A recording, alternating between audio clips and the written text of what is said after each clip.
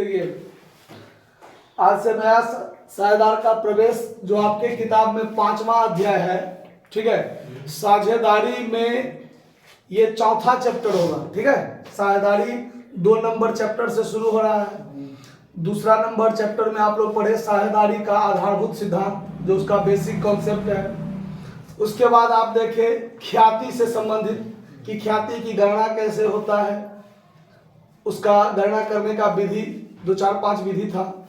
उसके बाद आप देखे साझेदारी फर्म का पुनर्गठन चैप्टर। पुनर्गठन में हमने बताया था कि वर्तमान साझेदार जो है वर्तमान में साझेदारी फर्म में, उनका बीच एक समझौता होता है, एक एग्रीमेंट होता है। उस एग्रीमेंट के अनुसार साझेदारी व्यवसाय चलता है, ठीक है। और साझेदारी के बीच में जो ये एक एग्रीमेंट है, इस एग्रीमेंट में किसी भी प्रकार का यदि परिवर्तन हो जाए तो फिर पुराने साझेदारी समाप्त हो जाती है और उनके बीच उस फर्म में जो साझेदार होते हैं उनके बीच एक नया एग्रीमेंट बनाकर, एक नया समझौता तैयार कर जब व्यवसाय को पुनः संचालित किया जाता है तो उसे साझेदारी का पुनर्गठन कहते हैं। तो उसके अंतर्गत एक चैप्टर था वर्तमान साझेदारों के लाभ विभाजन अनुपात में परिवर्तन, जो आपने पिछला चैप्टर पढ़ा। अब उसका अगला टॉपिक होता है नए साझेदार का प्रवेश, जिस पर भी आपका एक अध्याय है, अध्याय 5। इसमें क्या होता है कि व्यवसाय में किसी नए व्यक्ति का व्यवसाय में शामिल होना, मतलब मान के चलते हैं कि ए, बी और सी एक व्यवसाय में है और ए, बी और सी जो है अपने व्यवसाय को चलाने के लिए समर्थ नहीं है, वो पर्याप्त नहीं है। चाहे उनके द्वारा लगाया गया पूंजी पर्याप्त नहीं हो, चाहे उनके द्वारा जो शारीरिक मेहनत की जाती है वो पर्याप्त ना हो, चाहे उनके द्वारा जो उनका नाम यश प्रतिष्ठा है वो पर्याप्त नहीं हो, या उनको व्यवसाय चलाने का पर्याप्त ज्ञान नहीं हो, यानी किसी भी कारण से वर्तमान में जो मौजूद साझेदार हैं अगर वो अपने व्यवसाय को चलाने के लिए समर्थ ना हो किसी भी तर्क में, तो फिर किसी नए व्यक्ति को व्यवसाय में इस शर्त पर शामिल किया जाता है कि वो उस कमी को क्या कर सके, पूरा कर सके, ठीक है। तो जब हम बाहरी किसी नए व्यक्ति को व्यवसाय में शामिल करते हैं तो इस नए व्यक्ति को व्यवसाय में शामिल होना ही नए साझेदार का प्रवेश कहलाता है। बात समझ में आया? यानी व्यवसाय में वर्तमान में मौजूद साझेदार या उनके द्वारा लगाई गई पूंजी जब व्यवसाय को चलाने के लिए पर्याप्त ना हो तो सभी साझेदारों की सहमति से, वर्तमान में जो साझेदार हैं उनमें सभी साझेदारों की जब तक सहमति नहीं होगी तब तक हम नए व्यक्ति को व्यवसाय में शामिल नहीं कर सकते हैं, ठीक है। तो यहां पर भी आपका एक ऑब्जेक्टिव बनता है, नए साझेदार को व्यवसाय में शामिल किया जाता है बहुमत के आधार पर, सभी साझेदारों की सहमति से, आधे साझेदारों के सहमति से, या इनमें से कोई नहीं। तो मान लीजिए सभी साझेदार जब तक सहमति नहीं देंगे तब तक नए व्यक्ति को व्यवसाय में शामिल नहीं किया जा सकता है। मान के चलते हैं कि हम और प्रशांत 2 साझेदार हैं एक व्यवसाय में और हम चाहते हैं कि अभिषेक को व्यवसाय में शामिल किया जाए नए साझेदार के रूप में, लेकिन समस्या क्या हुआ, तो हमको अभिषेक से बड़ा लगाव है, दोस्ती है, प्रेम भाव है, लेकिन अभिषेक को प्रशांत से एकदम जानी दुश्मनी है ना। तो हम तो चाहेंगे कि अभिषेक व्यवसाय में आ जाए, लेकिन प्रशांत चाहेगा कि व्यवसाय में इसको कभी आने दिया जाए नहीं।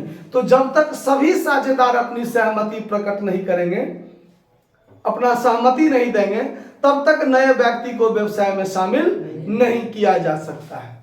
समझ में आ रहा बात? उसके बाद अब आगे ये बात होता है कि मान लीजिए प्रश्न एक है, एक टॉपिक है कि नए साझेदार को व्यवसाय में शामिल करने की आवश्यकता क्यों होती है।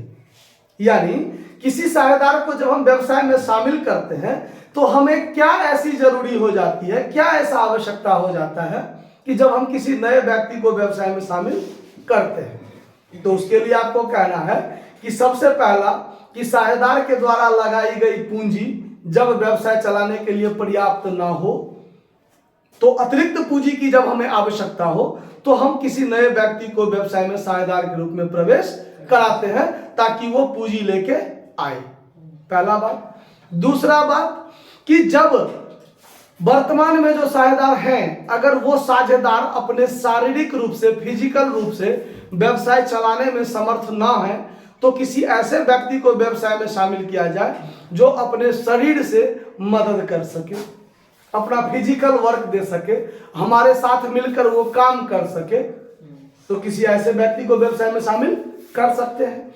दूसरी बात, जब वर्तमान में साझेदार है और वो उनके द्वारा व्यवसाय को चलाने का उनके पास ज्ञान नहीं है, वो इतने योग्य नहीं है कि वो अपने व्यवसाय को बेहतर तरीका से चला सके, तो फिर ऐसे कंडीशन में भी किसी बाहरी व्यक्ति को व्यवसाय में शामिल करना पड़ता है कि कोई ऐसे योग्य व्यक्ति हो जो हमारे व्यवसाय को बेहतर तरीका से क्या कर सके, चला सके। तो ऐसे कंडीशन में भी नए व्यक्ति को व्यवसाय में शामिल कर सकते हैं। तब व्यवसाय चलता है तन मन धन से। अब तन मन धन तीनों चीज तो हो गया, मान लीजिए हो गया ना, फिर भी व्यवसाय बढ़िया से नहीं चल रहा है, मान के चलते हैं हमारे व्यवसाय में पर्याप्त कस्टमर नहीं आ रहे हैं, हमारा व्यवसाय में उतना नाम नहीं हो सका है ताकि ज्यादा से ज्यादा कस्टमर हमारे व्यवसाय में आ सके, तो फिर नए व्यक्ति को, ऐसे व्यक्ति को व्यवसाय में शामिल करने की जरूरत पड़ सकती है जो नामी गामी व्यक्ति हो, जो बहुत सुविख्यात व्यक्ति हो, कोई जाना माना ऐसा हस्ती हो जो बहुत बड़े सेलिब्रिटी हो, वो अपना सिर्फ नाम कह दे कि मैं फलाने व्यवसाय का एक भाग का पार्टनर हूं, वो व्यवसाय में कुछ समय दे आके उनको देखने मिलने के लिए भी पर्याप्त आदमी पहुंचेंगे और आएंगे तो कुछ न कुछ तो सामान लेंगे ही लेंगे। अब देखते हैं ना कि किसी बड़े बड़े बिजनेस का जो उद्घाटन होता है तो कोई बड़े बड़े सेलिब्रिटी को बुलाया जाता है उद्घाटन के लिए ताकि उसको देखने के लिए ज्यादा आदमी पहुंचे, और ज्यादा आदमी आएगा तो वहाँ शुरुआत में क्या होता है, कुछ नाश्ता उस्ता का भी व्यवस्था होता है, ज्यादा आदमी पहुंचता है, सबको नाश्ता भी देता है। अब कोई फोकट में तो खा के जाएगा नहीं, तो कुछ लेके भी जाता है, कुछ सामान ले लेता है। ऐसा होता है कि नहीं होता है? तो ऐसा कंडीशन होता है कि किसी सुविख्यात व्यक्ति की आवश्यकता हो, तो इस कंडीशन में भी नए व्यक्ति के रूप में हम वैसे सुविख्यात व्यक्ति को साझेदार के रूप में शामिल कर सकते हैं। कभी कभी मजबूरी में भी नए व्यक्ति को शामिल करना पड़ता है। कैसा मजबूरी? तो हमने किसी से कर्ज ले रखा है, हमारा कोई लेनदार है, हमने किसी से कर्ज लिया है, हम उसको कर्ज भुगतान करने में समर्थ नहीं हो पा रहे हैं, हमारा ऋण पर ब्याज की राशि दिन प्रतिदिन बढ़ती ही जा रही है, अब बहुत ज्यादा ऋण हो गया, बहुत ज्यादा ब्याज हो गया, तो हम अपने लेनदार के सामने एक प्रस्ताव रखते हैं कि हम चाहते हैं कि आप हमारे व्यवसाय का क्या बन जाइए, एक पार्टनर बन जाइए, और आपको ब्याज में तब ब्याज नहीं मिलेगा, आपको क्या मिलेगा, लाभ में हिस्सा मिलेगा। हो सकता है पूंजी पर ब्याज का प्रावधान हो तो पूंजी पर ब्याज भी मिलेगा। तो अपने किसी लेनदार को भी साझेदार बनाने की आवश्यकता महसूस हो सकती है। कभी कभी क्या होता है कि कुछ कर्मचारी जो हमारे संस्था में काम करते हैं उनको भी साझेदार बनाने की आवश्यकता महसूस हो जाती है। जैसे हम कोई मैनेजर को रखे हुए हैं, मैनेजर को हम 50,000 रुपया महीना दरमाहा देते हैं, 2 4 5 महीना 6 महीना हम उसको दरमाहा नहीं दे पाए, वेतन नहीं दे पाए, तो उनका आउटस्टैंडिंग सैलरी बहुत ज्यादा हो गया, तो कर्जा हो गया मेरा। अब वो है मेरा मैनेजर, लेकिन हम मजबूरी में उसको क्या कर लेते हैं, कभी कभी साझेदार बना लेते हैं कि आपको वेतन नहीं मिलेगा और आपको लाभ में हिस्सा मिलेगा, आप हमारे एक पार्टनर बन गए। आ रही बात समझ में? तो ऐसे ऐसे कंडीशन में कभी कभी नए साझेदार का प्रवेश की आवश्यकता महसूस होती है और हम नए साझेदार को व्यवसाय में शामिल कर लेते हैं। आया बात समझ में? फिर आगे बात आता है कि जब नए साझेदार का प्रवेश होता है तो किन किन चीजों की गणना करने की आवश्यकता होती है। यानी जब नया साझेदार का हम प्रवेश करेंगे, व्यवसाय में शामिल करेंगे, तो फिर कौन कौन से हमको वर्किंग नोट करना पड़ेगा। तो सबसे पहला नया लाभ विभाजन अनुपात, नया लाभ विभाजन अनुपात। अब मान लीजिए ABC साझेदार थे पहले से, 3:1 अनुपात में लाभ बांटते थे, अब D को भी प्रवेश दे दिया, तो पहले 3 साझेदार था, अब 4 साझेदार हो गया, अब चारों के बीच में लाभ कैसे बटाएगा, उसके लिए नया अनुपात तो कोई ना कोई क्लियर करना पड़ेगा ना। तो नया अनुपात की गणना करने की आवश्यकता महसूस होती है। उसके बाद होता है त्याग अनुपात की गणना। त्याग अनुपात की गणना ये क्या होता है, बात पर ध्यान दीजिए। अब ए बी पहले से साझेदार है, मान के चलते हैं ए बी पहले से साझेदार है, सी को हम व्यवसाय में शामिल करना चाहते हैं, तो सी साझेदार तब माना जाएगा जब उसको लाभ में हिस्सा देंगे। अगर हम किसी साझेदार को लाभ में हिस्सा नहीं दे रहे हैं तो फिर वो साझेदार कैसे हुआ मेरा, पार्टनर कैसे हुआ मेरा। तो इसीलिए यहां पर भी एक ऑब्जेक्टिव आपको बनता है कि साझेदार होने का पक्का प्रमाण क्या है, तो लाभ में हिस्सा मिलना ही साझेदार होने का पक्का प्रमाण होता है। आया बात समझ में। तो अब देखिए, अब ए बी साझेदार है, उनके बीच लाभ विभाजन अनुपात कोई ना कोई तो होगा। अब वो सी को नए साझेदार में हम शामिल कर रहे हैं। अब सी को शामिल कर रहे हैं तो ए और बी अपने अपने लाभ के हिसाब में से कुछ कुछ त्याग करके सी को देगा, तब ना सी को लाभ में हिस्सा मिलेगा। नया साझेदार को लाभ में हिस्सा कहां से मिलेगा, तो जो पुराना साझेदार है वो अपने लाभ के हिसाब में से कुछ कुछ सेक्रीफाइस करेंगे, तब तो नया साझेदार को मिलेगा। कुछ त्याग करेगा तब तो नया को मिलेगा। अगर पुराना वाला कुछ नया को देगा ही नहीं तो नया को मिलेगा क्या, मिलेगा? कुछ नहीं मिलेगा। इसीलिए पुराने साझेदार अपने लाभ के हिस्से में से कुछ भाग त्याग करते हैं, तो त्याग करने के का जो अनुपात होता है वो त्याग अनुपात कहलाता है। तो त्याग अनुपात कौन कौन करेगा, सिर्फ पुराना साझेदार। त्याग अनुपात कौन करेगा, नया साझेदार क्या त्याग करेगा, वो तो खुद आया है, उसको तो खुद मिल रहा है तब वो साझेदार बन रहा है, तो वो क्या त्याग करेगा। इसीलिए त्याग कौन करता है, पुराना साझेदार। क्लियर। उसके बाद तीसरा, ख्याति का समायोजन, ख्याति का मूल्यांकन एवं समायोजन। ख्याति का मूल्यांकन एवं समायोजन ये क्या होता है। अब देखिए, ख्याति क्या है, आप लोग पहले भी पढ़े हैं, लाभ कमाने की क्षमता को ख्याति कहते हैं। अब ए बी साझेदार, ए बी को मानकर बिछोड़ के चलते, एग्जाम्पल में हम और प्रशांत, मैं और प्रशांत एक व्यवसाय में साझेदार थे। आज 2023 चल रहा है वर्तमान में, हम 5 साल 7 साल पहले 2000 मान लीजिए 16 से हम व्यवसाय कर रहे हैं दोनों आदमी, ठीक है। और आज हम अभिषेक को व्यवसाय में शामिल कर रहे हैं नए साझेदार के रूप में, दोनों आदमी की सहमति से। तो आज तक जो हम दोनों ने मेहनत किया, हम दोनों के मेहनत के आधार पर ना आज व्यवसाय स्थापित है। आज हमारे व्यवसाय में जो मैक्सिमम कस्टमर आ रहे हैं वो किस कारण से, हमारे और प्रशांत के पहचान से।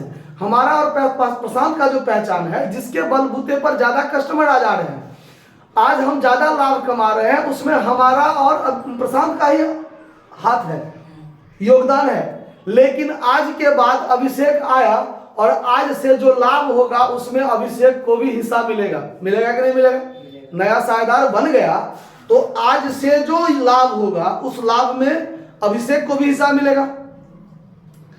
लेकिन आज हमारा व्यवसाय ज्यादा लाभ कमा रहा है, इस लाभ को कमाने में क्या अभिषेक ने कोई योगदान किया? नहीं किया, लेकिन लाभ में उसको हिस्सा मिलेगा।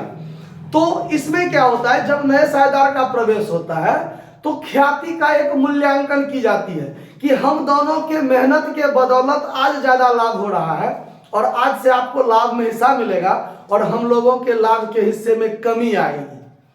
तो ये जो एकाएक कमी आएगी उसकी भरपाई के लिए जब नया साझेदार प्रवेश करता है तो उसको पूंजी के अतिरिक्त ख्याति लाना भी पड़ता है। पूंजी तो लाना पड़ता ही है, लेकिन अतिरिक्त में पूंजी के अलावा ख्याति की राशि भी लाना पड़ेगा। वो एज ए गिफ्ट होगा हम लोगों के लिए, पुराने साझेदार के लिए एक गिफ्ट के रूप में होता है। वो उस पर सिर्फ हम दोनों का अधिकार होगा, वो भी त्याग अनुपात में। हम लोगों ने जो त्याग किया, कुछ कुछ हिस्सा लाभ के हिस्से जो मैंने अभिषेक नए साझेदार को दिया, जिस अनुपात में त्याग किया उसी अनुपात में उनके द्वारा लाई गई ख्याति को हम लोग आपस में क्या करेंगे, बांटेंगे। पूंजी ला रहा है वो तो इसलिए कि वो आज से साझेदार है, आज से जो लाभ होगा उसमें उसको हिस्सा मिलेगा। लेकिन एकाएक जो हमारे लाभ के हिस्से में कमी आई, और ये कमी इसलिए आई कि हम लोगों ने त्याग किया तब उसको मिला, और लाभ कमाने का योगदान जो है वो सिर्फ हम लोगों का था। आज से पहले ज्यादा नाम हम लोगों ने कमाया, इसीलिए प्रवेश के समय और जब भी साझेदारी फर्म का पुनर्गठन होगा किसी भी कंडीशन में, तो ख्याति का मूल्यांकन उस समय में होगा। ठीक है, और नया साझेदार प्रवेश करेगा तो उनको पूंजी के अतिरिक्त ख्याति की राशि भी लानी पड़ेगी। ठीक है, पूंजी व्यवसाय में रह जाएगा और ख्याति की राशि पुराने साझेदार आपस में क्या कर लेंगे, बांट लेंगे त्याग अनुपात में। किस अनुपात में? तो यहां भी आपका एक ऑब्जेक्टिव बन गया कि नए साझेदार के द्वारा लाई गई ख्याति को पुराने साझेदार किस अनुपात में बांटते हैं, त्याग अनुपात में बांटते हैं।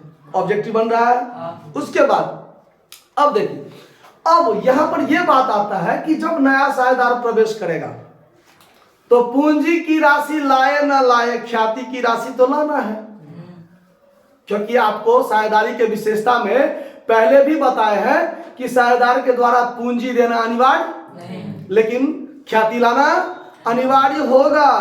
क्योंकि आप आज से शारीरिक मेहनत कीजिएगा, शरीर से दिमाग से मदद कीजिएगा, शारीरिक अथवा मानसिक सेवा दीजिएगा, उसके बदले में तो आपको लाभ मिलेगा। आपने पूंजी नहीं दिया है, लेकिन हम लोगों के लाभ के हिस्से में जो कमी आई उसके लिए आपको ख्याति तो लाना पड़ेगा। आया बात समझ में? तो पूंजी लाए ना लाए लेकिन ख्याति लाना पड़ेगा। तो कभी कभी आपको ऐसा कंडीशन हो जाता है कि साझेदार 1 लाख पूंजी लेके आता है, लेकिन कह देगा कि वो ख्याति लाने में क्या है, असमर्थ है। कह देगा सवाल में वो ख्याति लाने में क्या है, और ख्याति में उसका हिस्सा 20,000 हुआ, मान के चलते हैं। तो नया साझेदार जो पूंजी 1 लाख ला रहा है ना, उस 1 लाख पूंजी में से 20,000 उसका ख्याति का हम क्या करेंगे, काट लेंगे। आपका पूंजी 80,000 ही रह जाएगा, 20,000 ख्याति में क्या हो जाएगा, कटेगा। इसीलिए कहा गया ना कि पूंजी लाए ना लाए, आपको ख्याति, अगर आप ख्याति नहीं लाते हैं, पूंजी लाते हैं, तो पूंजी में से ख्याति काट लेंगे। अगर आप पूंजी नगद नहीं लाते हैं तो ख्याति के लिए नगद ले आइए। आया बात समझ में? चलिए, तो ख्याति का मूल्यांकन एवं समायोजन। उसके बाद 4 नंबर में पुनर्मूल्यांकन, मूल्यांकन संपत्ति एवं दायित्व का। संपत्ति एवं, आपने रिवैल्यूएशन अकाउंट तो खोला था पिछले चैप्टर में भी कि जब साझेदारी फर्म का पुनर्गठन होता है तो संपत्ति और दायित्व का जो पुस्तकीय मूल्य है उसके बाजार मूल्य जो है वर्तमान में उससे कितना डिफरेंस है, उसके डिफरेंस के कारण जो प्रॉफिट या लॉस होता है उसका भी मूल्यांकन करना होता है, उसका भी निर्धारण करना होता है। और जो भी रिवैल्यूएशन होगा प्रॉफिट या लॉस उसको कौन बांटेंगे, पुराने साझेदार। कौन बांटेंगे? इसमें एडजस्टमेंट नहीं करेगा, क्योंकि कंडीशन क्या है, नया साझेदार आ रहा ना, तो पुराना वाला चीज जो है पहले से प्रॉफिट या लॉस या रिजर्व जो कुछ भी, उसको पुराना साझेदार आपस में क्या करेगा, बांट लेगा। क्लियर? उसको पुराने साझेदार पुराने अनुपात में ही बांटेंगे। तो नया साझेदार के प्रवेश के कंडीशन में ध्यान रखना है, नया साझेदार जो ख्याति की राशि लाएगा, प्रीमियम की राशि, उसको प्रीमियम की राशि भी कहा जाता है। अब यहां पर भी एक ऑब्जेक्टिव आया, नए साझेदार के द्वारा लाई गई ख्याति को कहा जाता है क्या, प्रीमियम भी कहा जाता है। देखिए ऑब्जेक्टिव बन रहा है ये सब। ख्याति को अधिमूल्य कहिए या प्रीमियम कहिए, आया बात समझ में? चलिए, तो यहाँ पर ये ऑब्जेक्टिव बन गया आपको। तो संपत्ति एवं दायित्व का पुनर्मूल्यांकन, हाँ बात बता रहे थे हम कि एडमिशन ऑफ पार्टनर में नया साझेदार जो प्रीमियम लाएगा ख्याति, सिर्फ उसी को पुराना साझेदार बांटेगा। बांटने वाला जो चीज हो उसको बांटेगा पुराने साझेदार, नया साझेदार को कुछ नहीं मिलेगा। नया साझेदार के प्रवेश के समय नया साझेदार को कुछ नहीं मिलेगा, हर एक चीज बांटेगा पुराने साझेदार। और किस अनुपात में? पुराने अनुपात में, सिर्फ एक चीज को छोड़कर। नया साझेदार जो प्रवेश के समय प्रीमियम लाएगा उस प्रीमियम को पुराना साझेदार बांटेगा त्याग अनुपात में। बाकी जो कुछ भी हो बांटने वाला हर एक चीज को पुराने साझेदार पुराने अनुपात में बांटेंगे। क्लियर? उसके बाद और आपको इसमें जरूरत पड़ेगा आगे पूंजी का समायोजन करना। पूंजी का समायोजन करना। तो जनरली इससे ज्यादा बात आपको नहीं मिलेगा चैप्टर में। ठीक है, आया बात समझ में?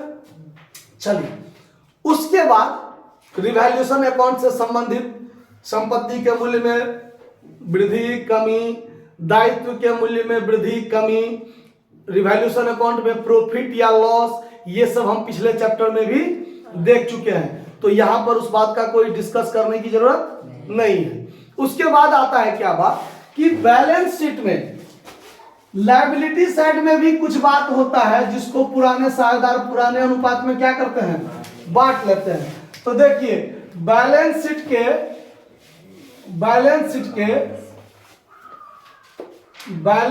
के लायबिलिटी साइड और एसेट साइड में क्या सब ऐसा चीज होगा, जब आप प्रैक्टिकल बनाइएगा तो क्या सब ऐसा चीज होगा जिसको पुराने साझेदार बांट लेते हैं, उस पर ध्यान दीजिए। लायबिलिटी साइड में पीएल अकाउंट हो सकता है, रिजर्व हो सकता है, जनरल रिजर्व हो सकता है, कोई अनडिवाइडेड प्रॉफिट हो सकता है, वर्क्समैन कंपनसेशन फंड हो सकता है। समझ रहे हैं बात? चलिए, तो इतना चीज हो गया। चलिए, ये सब चीज पुराने साझेदार अपने क्या करेंगे, पुराने अनुपात में बांट लेंगे। तो ये सब चीज लायबिलिटी साइड में है, तो इस सब का कौन सा शेष होगा सो बताइए। लायबिलिटी साइड में है तो क्रेडिट शेष होगा। क्या होगा? तो इसको बांटने के लिए, और इसको बांटेगा कौन, पुराने साझेदार। तो जब इसको बांटने के लिए जर्नल एंट्री कहेगा तो इस सब को क्या करना पड़ेगा, डेबिट करना पड़ेगा, इस सब को डेबिट करना पड़ेगा। ठीक है, और क्रेडिट में क्या करना पड़ेगा, old partners capital account, old partners capital account, इसको क्या करेंगे, क्रेडिट करेंगे, 2 में करेंगे, इस सब को डेबिट करेंगे और इसको 2 में करेंगे, ओल्ड पार्टनर्स कैपिटल अकाउंट। ध्यान रहेगा बात? कोई दिक्कत? और जब इसको मान लीजिए जर्नल नहीं बनाना है, सीधे खाता खोलना है, सीधे खाता खोलना है, तो ये चीज सब पुराने साझेदार के पूंजी खाता के क्रेडिट साइड में बटा जाएगा। कहां बटा जाएगा? अगर मान लीजिए जर्नल बनाने नहीं कहता, सीधे खाता बनाना है, तो ये चीज सब यदि लायबिलिटी में हो तो पुराने साझेदार का जो पूंजी खाता बनाएंगे उसके क्रेडिट साइड में इस सब को क्या करेंगे, बांट देंगे। क्लियर? एसेट्स साइड में गुडविल हो सकता है बांटने वाला चीज, और पीएल अकाउंट हो सकता है बांटने वाला चीज। आया बात समझ में? या कोई भी फिक्टिटियस एसेट्स का दे दिया जाए। मान लीजिए फिक्टिटियस एसेट्स, जैसे मान लीजिए प्रीलिमिनरी एक्सपेंस दे दिया आपको, प्रीलिमिनरी एक्सपेंस दे दिया आपको, या मान लिया जाए कि कोई डेफर्ड रेवेन्यू एक्सपेंडिचर दे दिया जाए, जैसा आपने एडवर्टीजमेंट सस्पेंस अकाउंट का नाम सुना था ना, जो बैलेंस शीट में भी होता है वो। तो अगर ऐसा चीज हो तो ये सब का डेबिट शेष होता है। क्या होता है? डेबिट शेष। अब ये सब को जब पुराने साझेदार बांटेंगे तो पुराने साझेदार का पूंजी घटेगा। पुराने साझेदार का पूंजी क्या होगा? तो ओल्ड पार्टनर को डेबिट करेंगे, ओल्ड पार्टनर्स को क्या करेंगे, ओल्ड पार्टनर्स कैपिटल को डेबिट करेंगे, और ये सब में 2 लग जाएगा। ठीक है? और अगर मान लीजिए जर्नल बनाने नहीं कहा है, सीधे खाता बनाएंगे, तो ये सब चीज पुराने साझेदार के पूंजी खाता के डेबिट साइड में लिखा जाएगा। कहां लिखा जाएगा? समझ में आ रहा है? कोई दिक्कत नहीं हो रहा है? चलिए, तो ये चीज भी आपका हो गया। अब इसमें आप देखिए, जब नया साझेदार प्रवेश करेगा उस समय में नए साझेदार के प्रवेश से संबंधित कौन कौन जर्नल एंट्री होता है। गौर से सीखिए बात को। जब नया साझेदार प्रवेश करेगा तो नया साझेदार के द्वारा नगद पूंजी लाने पर, अब देखिए तो जर्नल एंट्री क्या बनता है। कोई दिक्कत? किसी को दिक्कत हो रहा है? ज्यादा नहीं हो रहा है? अगर ज्यादा होने लगे तो बोल दीजिएगा सर आज छोड़ दीजिए, कल बता दीजिएगा। ऐसा नहीं कि हम समझा रहे हैं और ऊपर से जा रहा हो तो फायदा नहीं होगा। देखिए, तो जब नया साझेदार प्रवेश करेगा और प्रवेश के समय पूंजी लाएगा तब व्यवसाय में क्या आया, क्या आया? तो नियम कहता है आने वाली वस्तु को, और नया साझेदार ने पूंजी लगाया ना, तो वैसे भी देखिए साझेदार व्यवसाय में पूंजी लगाने पर कैश टू कैपिटल होता है ना, तो यहाँ भी कैश टू कैपिटल होगा, लेकिन ये कैपिटल कौन दे रहा है? नया पार्टनर दे रहा है ना, इसीलिए to new partners capital account. आया बात समझ में? दूसरा एंट्री, नया साझेदार के द्वारा, नया साझेदार के द्वारा प्रीमियम लाने पर, प्रीमियम लाने पर मतलब नया साझेदार प्रवेश के समय जब ख्याति लाएगा ना, उस ख्याति को प्रीमियम कहते हैं। उस ख्याति को क्या कहते हैं? प्रीमियम कहते हैं। तो उसके लिए क्या बनाएंगे एंट्री? तो व्यवसाय में तो कैश आया, नगद में लाएगा, और जब तक नगद नहीं लाएगा या नगद तुल्य कोई संपत्ति नहीं लाएगा तब तक प्रीमियम का एंट्री भी नहीं होगा। ये बात भी ध्यान रखना है, ठीक है? तो उसके लिए क्या एंट्री बनेगा? तो कैश अकाउंट डीआर और टू में प्रीमियम क्या हो जाएगा? प्रीमियम। ये प्रीमियम क्या है? एगो गिफ्ट है। किसके लिए? पुराने साझेदार के लिए। अब साझेदार नहीं कहना है, नवका तो नवका, पुरनका तो पुरनका। ये बात ध्यान रखना है। नया साझेदार भी उस प्रॉफिट को बांटेगा नहीं, ये जो प्रीमियम ला रहा है ये नया साझेदार प्रवेश के समय ला रहा है, और इस प्रीमियम को बांटेगा कौन? पुराना साझेदार। आया बात समझ में? कौन बांटेगा? पुराना साझेदार, नया साझेदार नहीं। वो तो ला रहा है किसके लिए? दूसरे के लिए, कि भाई साहब हमको आने दो, ये लो गिफ्ट प्रीमियम, ठीक है? तो ये पुराने साझेदार के लिए ला रहा है प्रीमियम। तो यहां बनेगा क्या? कैश अकाउंट या टू प्रीमियम, और ये प्रीमियम कौन बांटेगा?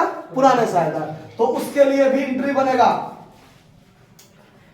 नया साझेदार के द्वारा, नया साझेदार के द्वारा लाई गई प्रीमियम, लाई गई प्रीमियम को पुराने साझेदार के द्वारा, पुराने साझेदार के द्वारा त्याग अनुपात में, किस अनुपात में बताएगा?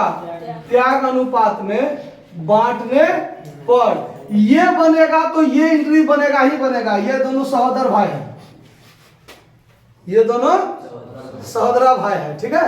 अगर ये बनेगा तो ये बनेगा ही बनेगा। क्या बनेगा? तो इसको पुराने साझेदार बांटेंगे, तो ये प्रीमियम क्रेडिट था ना, अब डेबिट होके खत्म हो जाएगा, क्योंकि ये व्यवसाय में इसका नाम नहीं रहेगा, इसको समाप्त कर देंगे। तो प्रीमियम अकाउंट DR2 कौन बांटेगा? Old partner. तो यहाँ ओल्ड पार्टनर्स कैपिटल अकाउंट। समझ में आया बात? कोई दिक्कत? दिक्कत नहीं ना? अच्छा, अब यदि ये चीज नया साझेदार नगद नहीं लाता है, लाना तो है, लाना तो है मगर नहीं लाया, तो अब ये बताए हैं इसके पूंजी में से क्या कर लेंगे? काट लेंगे। तो उस कंडीशन में क्या बनेगा जर्नल एंट्री, वो देखिए। चौथा, नहीं तो यहां पर एक एंट्री पहले और देख लीजिए। अब ये जो प्रीमियम की राशि नया साझेदार लाया है, नगद लाया है, किसके लिए? पुराने साझेदार के लिए। लाया तो लाने का एंट्री, बांटा तो बांटने का एंट्री। अब साझेदार चाहे तो इसे अपने व्यवसाय में छोड़ सकता है कैश, या चाहे तो व्यवसाय में से अपना निकाल के ला सकता है। अपना व्यवसाय में से निकाल लिया, अपने जेब में पर्स में रखा, मार्केट गया, खा पी के ऐश कर दिया, कर सकता है। तो अगर वो व्यवसाय से निकाल लेगा तो क्या एंट्री बनेगा? सवाल में स्पष्ट रहेगा निकालने में। तो अब देखिए, पुराने साझेदार के द्वारा, पुराने साझेदार के द्वारा प्रीमियम की राशि, प्रीमियम की राशि निकाल लेने पर, क्या करने पर? निकाल लेने पर। अब देखिए, प्रीमियम लाया, साझेदार बांटा तो साझेदार का पूंजी बढ़ गया, तब व्यवसाय में रहेगा तब ना उसका पूंजी बढ़ल रहेगा। अगर वो व्यवसाय से निकाल लिया तो उसका पूंजी क्या हो जाएगा? घट जाएगा तो एंट्री बन जाएगा old partners capital account, old partners capital account DR 2। व्यवसाय से जो कैश आया था वो कैश क्या हो जाएगा, चला जाएगा टू कैश अकाउंट। समझ में आया बात? खिस्सा समझ में ये रहेगा तो सवाल बनेगा, नहीं रहेगा तो फिर जय जय सियाराम। समझे बात? चलिए अब यहां पर एक एंट्री और क्या बनेगा कि जब नया साझेदार प्रीमियम की राशि नगद में न लाए, नगद में न लाए, लेकिन लाना है नहीं लाता है तो उसके पूंजी में से क्या कर लेते हैं, काट लेते हैं। वैसे ही काट लेंगे।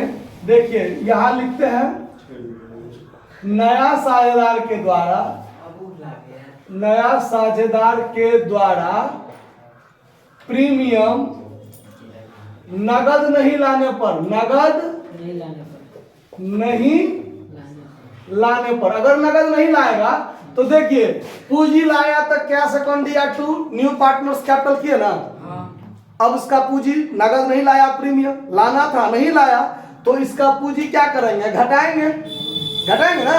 तो अब यहां पर करेंगे new partners capital account DR, new partners capital account, और इसका पूंजी जो घटेगा वो किस चीज से, ख्याति के अमाउंट से, पूरा नहीं घटा देंगे, ख्याति के अमाउंट से, ठीक है। जो उसको लाना था नहीं लाया तो उतना ही राशि उसके पूंजी से क्या होगा, कटेगा। और वो राशि कौन बांटेगा, पुराने साझेदार बांटेगा ना। तो यहां पर लिखेंगे to old partners capital account. Clear हो रहा है बात कि कहीं कोई दिक्कत हो रहा है समझने में? क्या कोई दिक्कत? क्लियर हो रहा है बात? चलिए तो ये इतना एंट्री प्रवेश के समय नया साझेदार से रिलेटेड होगा। उसके बाद बाकी एंट्री जो पहले भी बताए हैं, लायबिलिटी साइड में बहुत चीज बांटने वाला होगा, होता है ना। लायबिलिटी साइड में general reserve, PL, undivided profit, जो आपको नोट्स दिए हैं उसमें सारा एंट्री स्पष्ट लिखा हुआ है। तो वो लायबिलिटी में जो बात है उसको डेबिट करेंगे, ओल्ड पार्टनर को क्रेडिट करेंगे। एसेट्स में अगर कुछ है बांटने वाला, PL या गुडविल या प्रेक्टिटियस एसेट्स, तो उसको क्रेडिट करेंगे और पुराने साझेदार के पूंजी खाता को क्या कर देंगे, डेबिट कर देंगे। रिवैल्यूएशन अकाउंट से संबंधित बात हो तो संपत्ति के मूल्य में वृद्धि कमी, दायित्व के मूल्य में वृद्धि कमी, रिवैल्यूएशन अकाउंट में लाभ होने पर, हानि होने पर, ये एंट्री आप पहले से जानते हैं। और नहीं जानते हैं तो याद कर लीजिए, समझ लीजिए, कोई दिक्कत नहीं ना। तो इतना बात यदि आपको ध्यान रहा तो फिर प्रैक्टिकल में कहीं कोई दिक्कत नहीं होगा। तो इतना करके समझाने के बाद यहीं पर विराम कर देते हैं। फिर जब कोई छुटा हुआ थ्योरी होगा तो वो जब प्रैक्टिकल बताते चलेंगे, एक एक प्रैक्टिकल बताते चलेंगे और थ्योरी भी आपका क्लियर होता चलेगा। इसको आप लोग नोट कर लीजिए। धन्यवाद।